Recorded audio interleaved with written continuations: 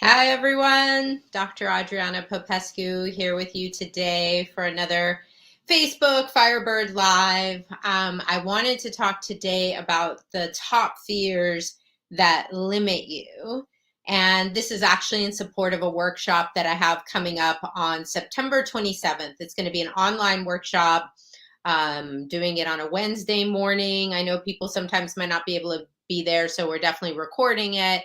But I wanted to do, it's been a while since I've done an access class. As many of you may know, I was an access consciousness certified facilitator for 9 years. Last year, I gave up my CF license and have continued being a bars facilitator. So I'm still offering bars classes, which I have one of those coming up September 17th also.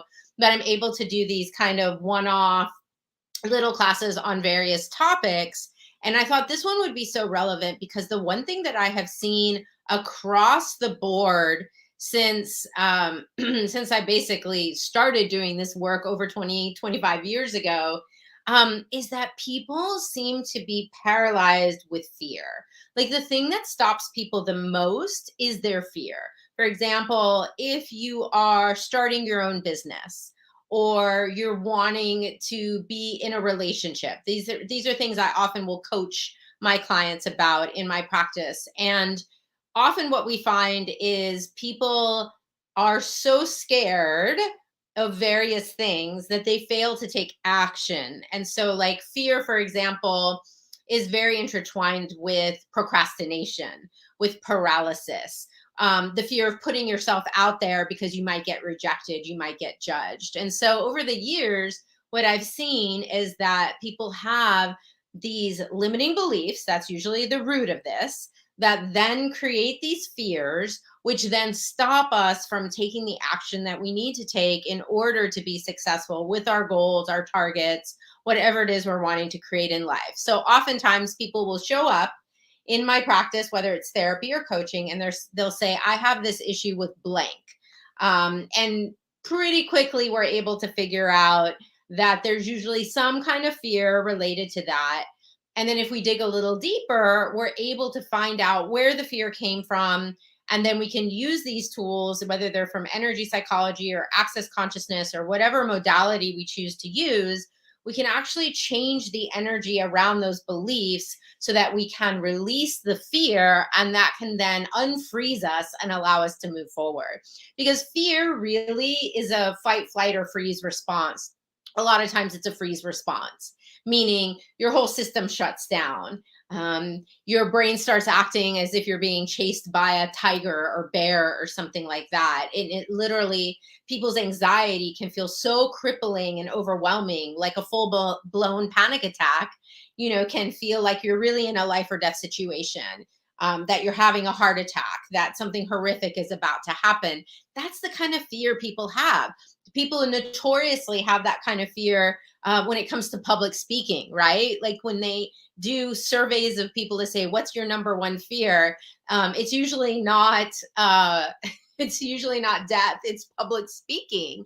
And why is that? Right? If you looked at public speaking phobia, it's because people are afraid they're going to stumble on their words. They're going to freeze up and forget what it was they were going to say. They're afraid that people will laugh at them or ridicule them and judge them in some way. And so that, creates this physiological response where the heart starts racing and you get all sweaty and flushed and you can't think straight, because when you're in a fight, flight, freeze response, 70% of the blood flow goes out of your prefrontal cortex. So it really is difficult to think straight.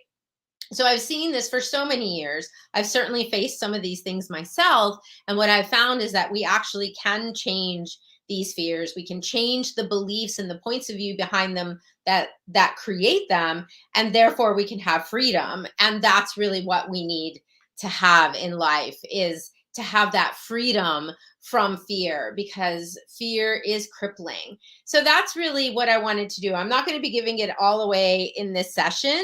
I am going to be just giving you a little tidbit. I've talked a little bit about a couple of what those top 5 fears are. There's definitely a fear of rejection and a fear of being judged, but there are others. They're actually probably closer to 10.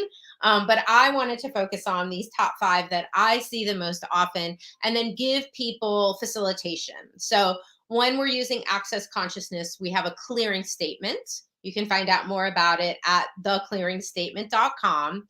And with that clearing statement, what we can do is we can shift the energy around a particular issue, whether it's that fear or whether it's that limiting point of view. We can go back to the point of creation when that thing got created and clear the energy around it. In Access, we also talk about fear being a distractor implant, and I'm going to go into more detail about what that means. We're also going to talk about the idea of, is it really fear or is it actually excitement? Because those two easily get mixed up, right? The example I often give for that is, imagine you're at an amusement park and you are standing in line waiting to go on a roller coaster.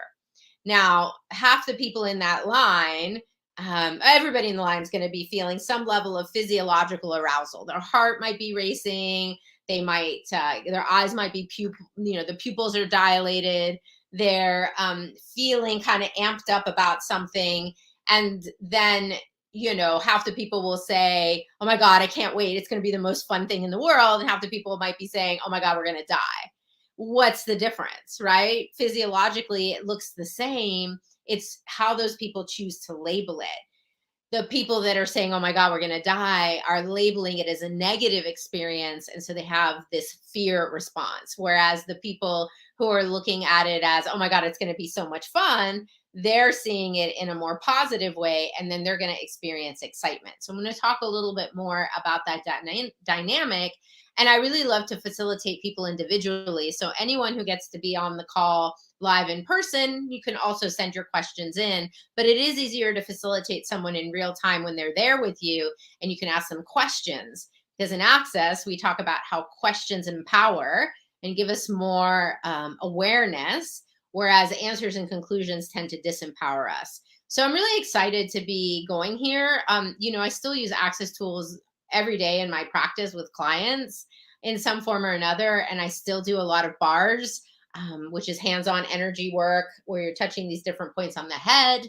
I love still engaging in that stuff. So to be able to spend 90 minutes with a group of folks exploring this particular issue, which I think is so huge and so debilitating and so much standing in the way of people being able to create whatever it is they desire. The tagline to my business has been creating a life of infinite possibilities. And I truly get that that's possible. But if you've got fear running your life, it's going to be really difficult to create anything. So what I want to do is empower people with these tools to be able to overcome those fears and to live a life of infinite possibilities. So if you want to find out more, I'm going to put a link here in the comment section. On my Firebird website, firebird-healing.com, we have a landing page where you can find out more about the class. If you want to ask questions, feel free to put them in the comments here, or you can also drop me a DM or email me. There's a million ways to find me, of course. And what else is possible here? If we were not allowing fear to stop us, what could we truly create?